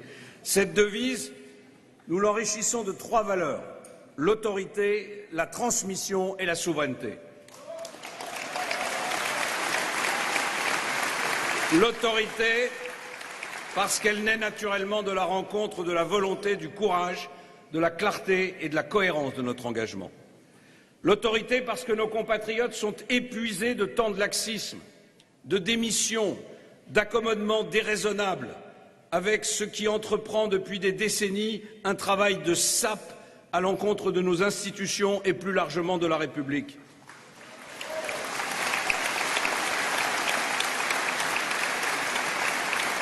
Au risque de paraître politiquement incorrect, j'affirme que lorsqu'un État exerce son autorité, il a toute légitimité pour le faire, puisqu'il intervient pour protéger ce qui constitue les fondements mêmes de notre société. Aussi, pour tous les citoyens, cet exercice devrait aller de soi. C'est une simple question de bon sens. Le contraire de l'autorité n'est pas le laxisme, c'est la violence qui s'oppose à la force publique.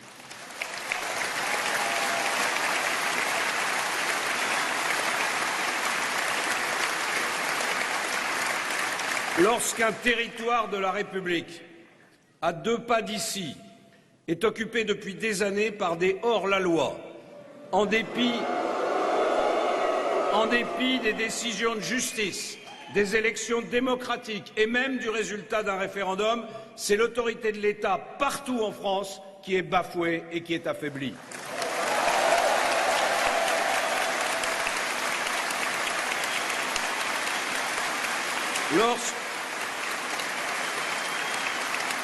Lorsqu'en Guyane, des individus cagoulés prétendent suppléer à l'État défaillant pour assurer la sécurité des citoyens, c'est la République qui est mise en cause.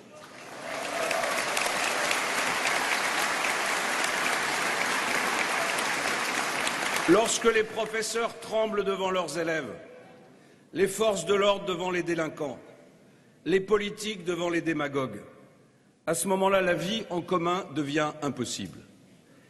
Il y a une phrase du grand poète Saint John Perse que j'aime beaucoup. La démocratie, plus qu'aucun autre régime, exige l'exercice de l'autorité.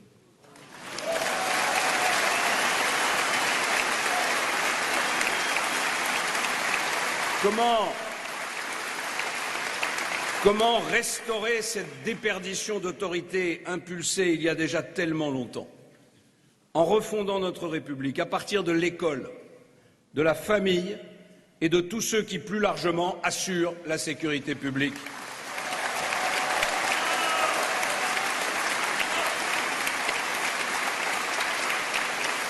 À côté de l'autorité, je place la transmission. La transmission, c'est l'acte essentiel qui inscrit tout acte politique dans la durée, qui en conçoit les conséquences à court, à moyen et à long terme. La transmission nous apprend que nous avons une dette par rapport à ceux qui nous ont précédés et un devoir à l'égard de ceux qui vont nous succéder. C'est l'image du relais que l'on se passe de main en main et qui permet à notre pays de rester dans la course.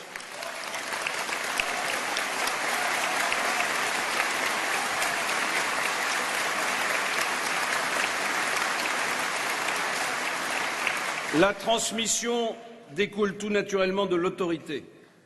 Parce que pour la recevoir, il faut que les élèves, les enfants, les citoyens se mettent en situation de recueillir ce qui va leur être transmis.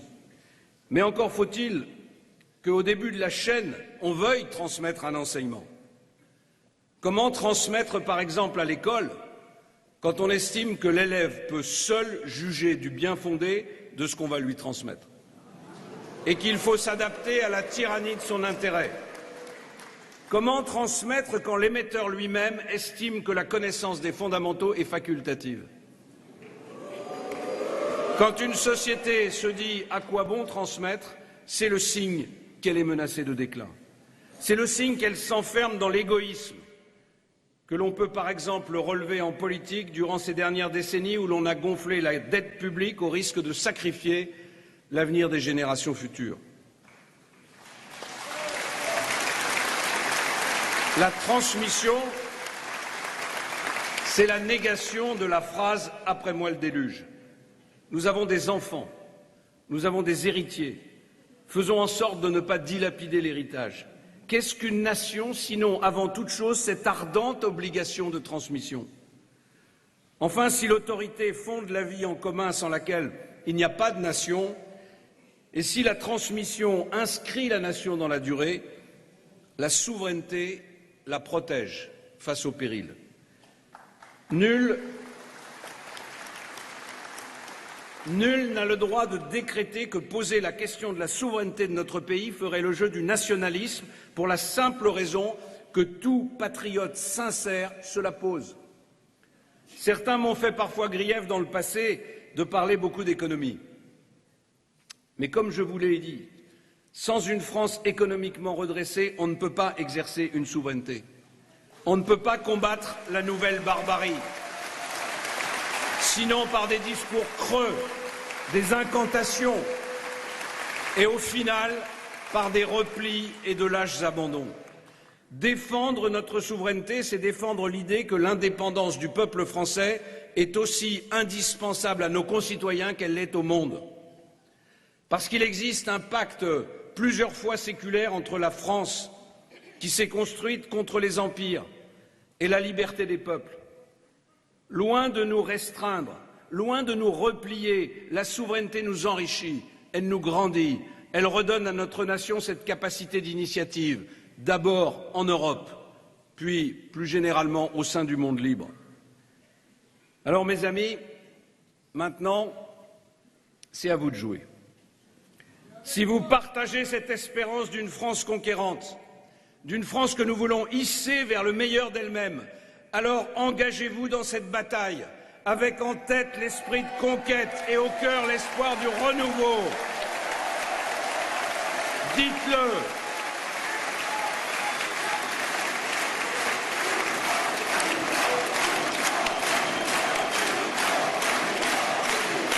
Dites-le.